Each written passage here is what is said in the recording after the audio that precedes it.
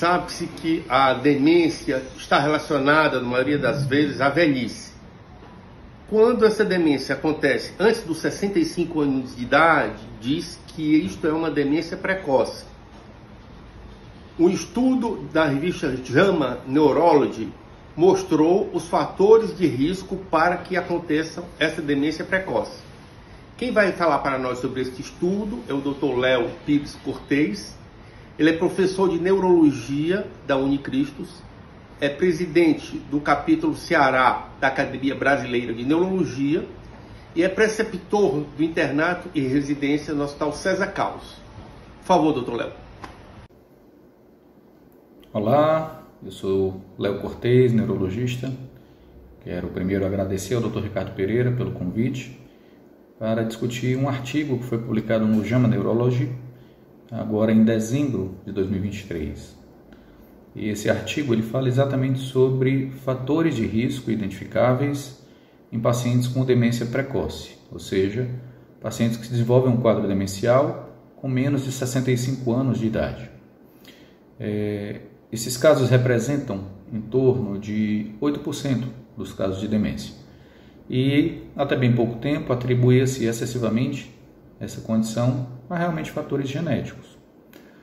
É claro que o fator genético ele é muito importante nesse grupo populacional, porém, naturalmente, esse estudo que foi desenvolvido pela Universidade de Maastricht e de Exeter do Reino Unido mostrou que há 15 fatores de risco que foram identificados em 365 mil voluntários, tá?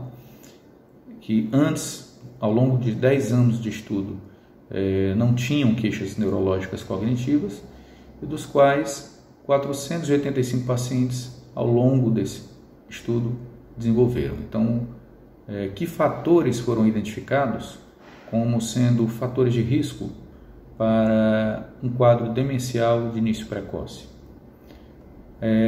Inicialmente, a baixa escolaridade foi um fator, tá? E a gente já sabe que realmente uma reserva cognitiva menor é um fator de risco importante para a demência. Um baixo nível socioeconômico também. Então, acredita-se que a menor capacidade de uma sustentabilidade socioeconômica satisfatória possa, de fato, também contribuir para isso, porque diminui a possibilidade de uma escolarização adequada, né, mais elevada.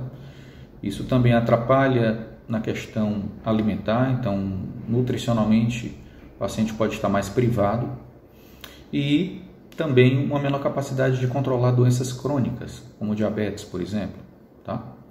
Falando em diabetes, esse foi o terceiro fator de risco, também elencado, e isso ocorre tanto pelas questões microvasculares como macrovasculares relacionadas ao diabetes, e que pode causar lesões cerebrais, tanto por doença de pequenos vasos, quanto por eventos vasculares de magnitude maior.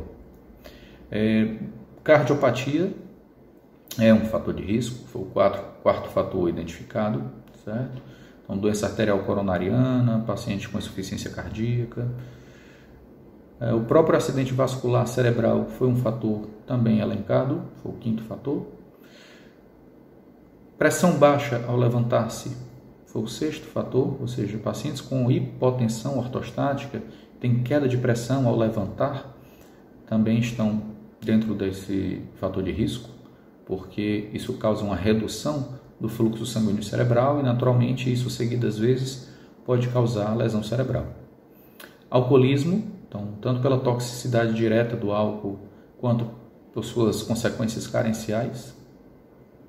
O não consumo de álcool foi também um fator identificado. Não se sabe ao certo se pela ausência mesmo de exposição ao álcool ou se esse grupo que não se expunha à bebida alcoólica se já tinham comorbidades que o privavam disso. A depressão é um fator de risco também importante, assim como o isolamento social. Então, você tem uma menor exposição, uma menor ativação psicossocial é fator de risco. Deficiência auditiva também é um fator de risco, tá? Porque promove isolamento social. Exames de pacientes que foram avaliados também, avaliando a força das mãos, a força de preensão, né? Então, pacientes com menor força de preensão, com menor ativação muscular, também estavam dentro desse grupo. Provavelmente o sedentarismo é um fator. Deficiência de vitamina D extrema, abaixo de 10 nanogramas por decilitro. Altos níveis de PCR, né, que traduz-se em inflamação.